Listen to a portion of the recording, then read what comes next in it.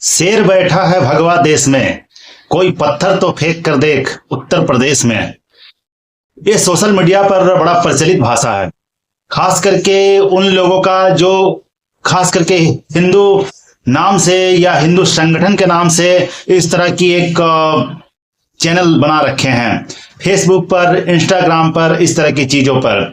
तो आप जरा सोचिए, ये शब्द को फिर से मैं दोहरा देता हूं। शेर बैठा है भगवा देश में, कोई पत्थर तो फेंक कर देखे उत्तर प्रदेश में। अगर ऐसी बात है तो फिर मेरठ में जो घटना हुई, मुस्कान और साहिल की घटना और सौरभ की घटना, वो क्यों हुई? सबसे पहला तो मैं एक बात बता देना चाहता हूं, इसका दोषी मैं बताऊंगा और ये किस इंजेक्शन के द्वारा ये घटना हुआ है वो इंजेक्शन भी मैं दिखाऊंगा, और सारी चीजें मैं दिखाऊंगा। और ऑडियो क्लिप तो आपको दिखाना भी जरूरी है कि क्या क्या उन लोगों दोनों के बीच में बात होती थी। तो मैं ये बता देना चाहता हूं कि शेर बैठा है भगवा देश में। पहले तो ये उपाधियां लेना बंद कीजिए और उपाधियां देना भी बंद कीजिए, क्योंकि जब एक व्यक्ति को जानवर का उपाधि दिया जाता है तो व्यक्ति भी जानवर होता है और उसका जो राज्य होता है वो राज्य भी जानवर के तरह सलूक करना शुरू कर देता है। अगर आप किसी राज्य के व्यक्ति जो एक शासक होता है उसे जानवर की उपाधि मिल जाए तो वो शासक भी जानवर होगा और वहां के लोग भी धीरे धीरे जानवर की सोच से पलने लगेंगे। तो इस तरह से तो पहले उपाधि देना बंद कीजिए कि फलाना शेर है और फलाना शेर है और फलाना शेरनी है। इस तरह की आपको उपाधि देने के लिए मैं विनती करूंगा कि किसी को उपाधि ना दें। ये बहुत ही गंदी चीज है। आप एक जानवर की उपाधि लेकर के खुद भी जानवर बन रहे हैं। एक अच्छे खासे व्यक्ति जो अध्यात्म की ओर है, साधु संत है, उसे आप जानवर बना रहे हैं। और अगर ऐसा बना रहे हैं तो समझ लीजिए आपका शासक जानवर होगा और वहां के लोग भी धीरे धीरे जानवर ही होंगे। ये हर तरह के नेताओं के प्रति एक तरह की इसे भाषा चलती है। झारखंड में भी खूब चलता है, फलाना टाइगर, फलाना शेर, और आपको बिहार, महाराष्ट्र भी जगह सब तुलना किया जाता है जानवरों से। तो इस चीज के प्रति मैं यही कहूंगा कि जानवर की आप उपाधि देना बंद करें और किसी को लेना भी नहीं चाहिए। आप इंसान हैं, जानवर नहीं। तो इसकी बात मैं नहीं करूंगा। मैं बात कर रहा हूं आपको साहिल, मुस्कान और सौरभ की। हकीकत यह है कि सौरभ और साहिल की जो कहानी है वो आप जानते हैं कि उसके बीच में एक मुस्कान है। मुस्कान जो सौरभ से शादी करती है, काफी दिल लगी होती है, और इस तरह से शादी करने के बाद सौरभ जो है कि अपने ड्यूटी पर चला जाता है और इस तरह की दोनों के बीच में कुछ घटनाएं होती है। उस घटनाओं में मुस्कान 1200 रुपये में ड्राम मंगवाती है, और ड्राम जो आपको सारी देखिए स्क्रीन पे लगाता जाऊंगा, ये ड्राम भी आप तो देखते ही जाएंगे। और वो इंजेक्शन, जिससे मैं इंजेक्शन की बात करूंगा, आपको वो स्क्रीन पे दिखेगी। और वो जो इंजेक्शन है आपको किस मेडिकल से लिया गया था वो मेडिकल भी आपको स्क्रीन पे लगाया जाएगा, तो उसे आप देखें। तो आप जरा देखें कि इस तरह की जो घटनाएं हैं वो घटनाएं आपको देखने को जो मिल रही है वो कुछ अजीब है। और ऐसी घटना जो पूरे अभी भारत में तहलका मचाए रखा है। सबसे बड़ी बात यह है कि ऐसी घटनाओं पर लोगों का विचार क्या है। कुछ लोग कह रहे हैं कि जो लड़की है उसे दोष है, अगर उसे उसके साथ नहीं रहना था उसे तलाक ले लेना चाहिए था। हकीकत यह है कि आप सारे लोगों का मेंटेलिटी नहीं बदल सकते हैं, आप किसी का भी मेंटेलिटी नहीं बदल सकते हैं। पूरे दुनिया में सबका मेंटेलिटी अलग अलग है। आप सिर्फ बदल सकते हैं तो कुछ चीजें बदल सकते हैं, जिसमें वो आती है आपकी कानून। कानून हमारे देश में ऐसी सख्त होनी चाहिए जिसपे आपको मैं इस पर सवाल इसलिए खड़ा कर रहा हूं। मैं इंजेक्शन भी दिखाऊंगा और सारी चीज भी दिखाऊंगा। देखिए, सबसे पहले तो आप जानिए हमारे देश में ज्यादा से ज्यादा कानून बनाते कौन है? आपके सांसद बनाते। उन्हीं सांसद के कानून को फॉलो करने वाले इस पुलिस होती है, वकील और कोर्ट होती है। कोर्ट सिर्फ इतना ही करती है उसको हटाने में, ये मौलिक अधिकार को खंडन ना करने वाली कुछ ऐसी एक्ट है तो उसको हटा देगी। लेकिन हकीकत है कि हमारे जो देश में कानून बनाते हैं वो सांसद बनाते हैं, विधायक बनाते हैं। जब जितने नेताएं हैं वही लोग कानून बनाती है, वही लोग को फॉलो करने वाले हमारे देश में पुलिस और वकील और कोर्ट होते हैं। ये हमारा कानून इतना गलत है। और कानून की बात मैं करूंगा तो मैं आपको दिखा देना चाहता हूं कि देखिए, यही है आपका, यही है आपका जो है कि कानून का किताब। और ये किताब आप देख रहे तो आप कहेंगे कि क्रिमिनल लॉ है, और क्रिमिनल लॉ होने के नाते आप कहेंगे कि कुछ इसके तो भाई आपको जानकारी नहीं, सिविल लॉ भी होती है। जानकारी है सर, मैं अभी यहाँ पे आपको लॉ पढ़ाने नहीं आया हूं, मैं घटनाओं को बारीकी से समझाने आया हूं कि कहां कहां कैसे घटना होती है और क्यों होती है, घटना का कारण क्या है। अब देखिए, ये आपका है कॉन्स्टिट्यूशनल लॉ, इसी के बेस पर पूरा हमारा लॉ चलता है, सिस्टम चलता है, जिससे कि अपराधी अपराध करेंगे नहीं करेंगे और डिपेंड करता है। तो इसे आपने देख लिया। अब देखिए ये दिक्कत कैसे करती है। हकीकत यह है कि इसमें जितने लॉ आप देखते हैं, जितने कानून देखते हैं, वो आज के दुनिया के हिसाब से नहीं है। जो बदलाव होते भी हैं वो बदलाव नेता करते हैं जो खुद अपराधी होते हैं। वो नेता खुद अपराधी होंगे तो जाहिर सी बात है अपराधियों के लिए भी कुछ बचा कर रखेंगे। कानून जितना भी बनाएंगे लेकिन अपराधी के कुछ ना कुछ पक्ष में होगा, सख्त कानून नहीं होगा। तो इस तरह समझिए कि पहले तो आप इसका दोषी पूरी तरह से यूपी सरकार है, योगी जी हैं, और वहां की प्रशासन है। वहां की पूरा भारत की प्रशासन को मैं दोषी देता हूं और पूरे भारत की सरकार की दोषी देता हूं, क्योंकि जो भी इस तरह के कानून बनाते हैं जिससे कोई कंक्लूजन ना निकले, आए दिन घटनाएं होती रहे, फिर मैं समझता हूं कि कानून और सरकार इसका पूरा पूरा जिम्मेदार है। इस तरह से आप समझिए, कहीं भी आप जाएंगे, किसी भी राज्य में आप देश में की बात करते हैं, सभी जगह आपको आपराधिक नेता ही मिलेंगे और वही नेता बैठकर कानून बनाते हैं। तो इसकी मैं बात कर रहा हूं, इसका पूरा जिम्मेदारी मैं योगी सरकार को दे रहा हूं, मैं योगी जी को दूंगा और वहां के नेताओं को दूंगा, वहां के प्रशासन को दूंगा, और खास करके प्रशासन को इसलिए, वकीलों को भी मैं दोषी दूंगा, क्योंकि आप अनपढ़ नेताओं, अपराधी नेताओं का बनाया हुआ कानून को आप फॉलो करते हैं प्रशासन, और आप कहते हैं कि मैं देश सुधार दूंगा, राज्य सुधार दूंगा। ये चीज कभी नहीं होगा। जनता इस चीज को समझे कि आपको कैसा नेता चुनना चाहिए ताकि अच्छा कानून बने, और इस तरह से प्रशासन को भी समझना होगा, वकीलों को भी समझना होगा, लेकिन ये लोग कोई नहीं समझेंगे। अब मैं बात करता हूं कि आखिर भाई इंजेक्शन कौन था।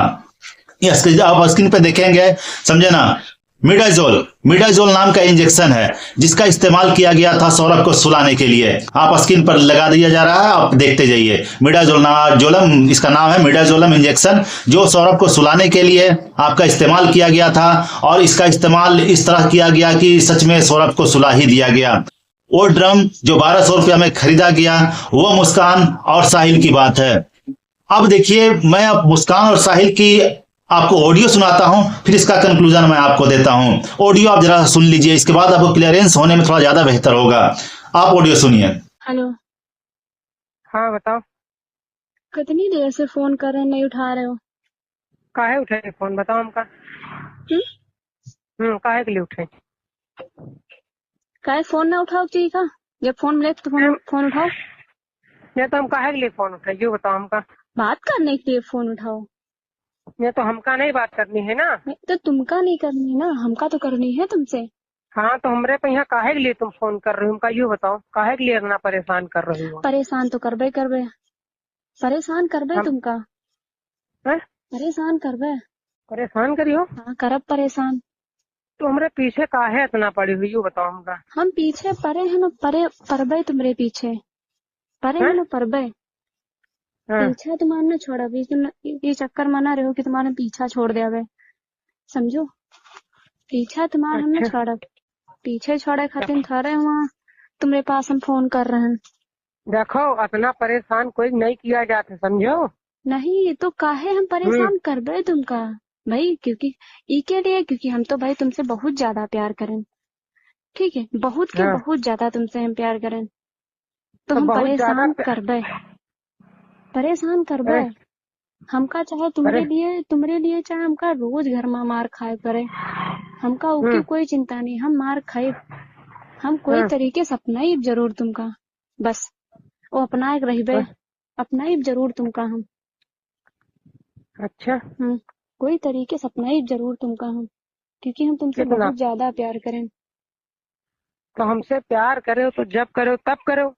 नहीं अब तो साथी हो गए, अब तो सब छोड़ छाड़ दियो। हम ना छोड़ब तुमको। ऐसी बात है तो चलो ठीक है, प्यार करे चलो हम बात करो ठीक है। नहीं लेकिन फोन हमरे पास ज्यादा, हमरे पास मिलाओ ना, हमारा का मतलब बस नहीं। तो प्यार करो तो मतलब बात नहीं, मतलब कि तुम अपनी वाइफ के साथ रहो, उसका हर जगह घुमाओ टहलाओ, सब कुछ करो, तो हम तुमसे बात करबे। तो हमसे बात ना करो। नहीं तो हमरे अंदर ना जो आग लगी पड़ी है, जब तक कि वो बुझाई ना तब तक कि हम पीछा छोड़ब ना तुम्हारा। कौन आग लगी पड़ी? ये समझ लो, तुम उनके साथे रहो तो हम खुश रहिबे। तुम खुश रही हो तो ये मतलब हम लोग खुश तो रहे जब हमार शादी में तुम उके साथे न रही तो की के साथे रही हमका यूँ बताओ। नहीं तो तुम मेरे साथ रहो, हम तुम्हारे हम साथ रहना चाहिए थे। नहीं तो हम हम तुम तुम्हारे साथे अब कहाँ रह लिया भाई यूँ बताओ, हमारे जब शादी हुई तो कैसे रह लिया तो भाई। हमने आपने ऑडियो सुना, ऑडियो में सुनने के बाद आपको काफी कुछ जानकारी हुई होगी।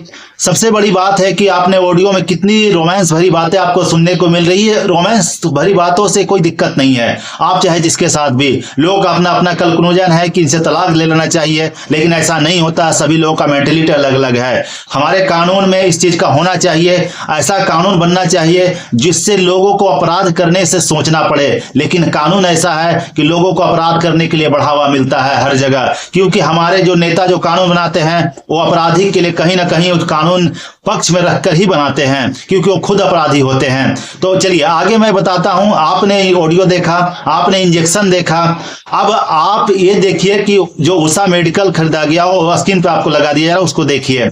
अब मैं असली कंक्लूजन की ओर आता हूं। कंक्लूजन ये है कि आप लोग तो पहले समझदार बने। आए दिन घटना जो हो रही है, कभी बेटियों के साथ होती है, कभी बेटों के साथ होती है, लेकिन आपका कानून इसके लिए कोई सख्त नहीं है। और आपका कानून जो सख्त नहीं है, और अपराध दिन पर दिन बढ़ते जा रहा है। लेकिन अपराध बढ़ाने के पीछे सबसे पहला कारण मैं नेताओं को मानता हूं। आप भी इस चीज को समझे जरा। आप ऐसा नेता चुने जो आपके लिए अच्छा कानून बनाए। आप प्रशासन को तो मैं सबसे पहले दोषी देता हूं कि मुंह उठा करके सलामी ठोकने के लिए उन नेताओं को खड़े हो जाते हैं, लेकिन देश बदलने के लिए तैयार नहीं है। क्योंकि जब तक आपका कानून बेहतर नहीं होगा, आपका राज्य में कुछ बेहतर नहीं हो सकता है। अगर आपको अच्छा कानून चाहिए जिसमें सख्ती हो, जिसमें लोग कानून का भय हो, अपराध करने से लोग डरे, तो आपको एक अच्छा नेता चुनना होगा, क्योंकि वही नेता आपके लिए कानून बनाता है। जिस दिन आप एक अच्छा नेता चुन लेंगे, आपके राज्य में, आपके देश में अपराध जो है कि कम हो जाएगा। मैं साहिल और मुस्कान की जो बात करता हूं, देखिए वो आज भी उन्हें पकड़ कर रखा गया है ये जानने के लिए कि ये केसेस में कहां तक सच्चाई और कहां तक झूठाई है। मैं कहता हूं जांच होनी चाहिए, बेशक जांच होनी चाहिए, जांच क्यों ना हो, लेकिन अगर जांच होती है तो समझिए कि क्या कल ये अपराध रुक जाएगा? इसकी सजा होने के बाद क्या कल अपराध रुक जाएगा? नहीं रुकेगा। इसमें मैं एक बात और आपको बता देना चाहता हूं, हो सकता है कि कल दोनों व्यक्ति में से एक व्यक्ति को सरकारी गवाह बना दिया जाए, और गवाह बना करके एक व्यक्ति को आजीवन कारावास दे दिया जाए, और हो सकता है कि एक व्यक्ति को, यार उससे जो मुस्कान है उसी को फांसी दे दिया जाए, लेकिन एक व्यक्ति तो वहां पे रह जाएगा। ये हो सकता है कि जो सुनने में आ रहा है आप जानकारी के मुताबिक कि भाई उसके पेट में बच्चा है, तो जो बच्चा है साहिल का हो सकता है। आखिर जब ये दोनों का मेंटेलिटी का एक बच्चा आएगा दुनिया में, तो बच्चा का मेंटेलिटी भी कैसा होगा आप समझ सकते हैं। तो आप देखिए, इसके लिए वकील भी उन्हें मिल जाते हैं अपराधियों को। हमारे देश में ऐसे ऐसे अपराधी को तो वकील भी नहीं मिलना चाहिए, लेकिन मिलते हैं, क्योंकि हमारा कानून बेकार है। और मैं समझता हूं इस तरह के कानून को कैसा बनाना है वो यहाँ की जनता पे डिपेंड करती है, यूपी की जनता की डिपेंड करती है, पूरे भारत की जनता के डिपेंड करती है कि हमारा कानून कैसा होना चाहिए। वो आपके लिए कानून अपराध कम करने वाला तभी आएगा जब एक आप अच्छा नेता चुनेंगे। आपका नेता ही बेकार है। और सबसे तो पहले मैं कहता हूं, आपका यूपी का कोई नेता शेर नहीं है, आपका कोई नेता शेर नहीं है। और इस तरह के अगर साधु संत हमारे देश के शासक हैं तो समझ जाइए, और वहां पर इस तरह की अपराधी हो रही है तो आप समझ जाइए कि इससे बेहतर और क्या कहें, ये बेहतर ही कह सकते हैं। कहना तो चाहिए सबसे खराब, लेकिन लोग तो उसको बदलना नहीं चाहेंगे, तो मैं बेहतर ही कहूंगा। लेकिन मैं कहूंगा ये बेहतर नहीं, ये सबसे गंदी चीज है। बेहतर नहीं, ये गंदी चीज है। आप मेरे बातों को समझे। ऐसा शासक बनाइए जो कानून अच्छा बनाए, कहीं पे उलझा के ना रखे। कभी मंदिर में उलझता है, कभी मस्जिद में, लेकिन एक आपराधिक का भय हो कानून के को लेकर के, वो ऐसा कानून आज तक नहीं बना है। बल्कि और नेताएं शामिल हो जाते हैं, अपराधी नेता ही शामिल हो जाता है हमारा नेता बन करके कानून बनाने के लिए। तो क्या आपके लिए कानून आएगा, और क्या अपराधी को भय होगा, और क्या अपराध रुकेगा? ये अपराध नहीं रुकेगा, याद रख लीजिएगा। क्योंकि आए दिन आप कभी बेटियों के फलना आप देख रहे हैं कि अपराध हो रहा है, कभी बेटों पर हो रहा है, लेकिन अपराध रुक नहीं रहा, अपराध बढ़ रहा है। तो सबसे पहले इसे अगर रोकना चाहते हैं, आपने सौरभ, मुस्कान और साहिल के अपराधों के लिए इंजेक्शन देखा, आपने उसके कहा मेडिकल से खरीदा, ऑडियो सुना, आप इस तरह समझिए। मेरे वीडियो बनाने का सबसे बड़ा मकसद यह है कि अगर आप अपराध रोकना चाहते हैं तो अच्छा नेता चुनिए। मेरा देखिए, सिस्टम के प्रति लड़ाई है, मैं गंदे सिस्टम के प्रति लड़ रहा हूं। मेरे आप चैनल पे जब भी आएंगे तो आपको दिखेगा हर वीडियोस में कि मैं गंदे सिस्टम के खिलाफ लड़ रहा हूं। मेरे वीडियोस गंदे सिस्टम के खिलाफ है, मुझे किसी इंसान के खिलाफ नहीं है, किसी पार्टी के खिलाफ नहीं है, किसी नेता के खिलाफ नहीं है, गंदे सिस्टम के खिलाफ है। मैं फिर से कह रहा हूं, अपराध रोकना है तो अच्छा नेता चुनिए, अच्छे सोच वाले नेता चुनिए, आपराधिक नेता मत चुनिए। और प्रशासन को तो मैं सबसे गलत कहूंगा, और इस कोर्ट को, इस वकीलों को सबसे गलत कहूंगा, उसी तरह के कानून को फॉलो करते हैं। ये कानून हमारे किसी काम के नहीं है। हर 50 साल में संविधान में बदलाव होने चाहिए, संविधान की किताबों में बदलाव होने चाहिए, कानून में बदलाव होना चाहिए, लेकिन ऐसा नहीं है। अपराध नहीं रुकेगा सर। अपराध रोकना है तो आपको क्या करना है, आप पे निर्भर करता है। इस तरह से आप सोच करके खुश हो जाते हैं कि हमारा नेता शेर है। अपने शेर का तो पाहे देना बंद कर दीजिए, बस आपसे यही विनती है। अगर आपने इसे नहीं समझा, मेरठ जैसी घटनाएं हर जगह होगी और ये रुकने वाली नहीं है, ये बढ़ने वाली है। इसलिए आप समझदार बने। मेरा मकसद आपको समझदार बनाने के प्रति एक वीडियो दिखाना था, ना कि मैं इसे बदल सकता हूं, ना मैं बदल सकता हूं, ना कोई एक पर्सनल व्यक्ति बदल सकता है तो पूरा जनता बदल सकता है मिलकर, लेकिन कोई एक व्यक्ति नहीं बदल सकता है। तो चलिए, आपने यहां से बहुत कुछ जानकारी मिली होगी। आगे मैं इसी वीडियो के साथ मिलता हूं।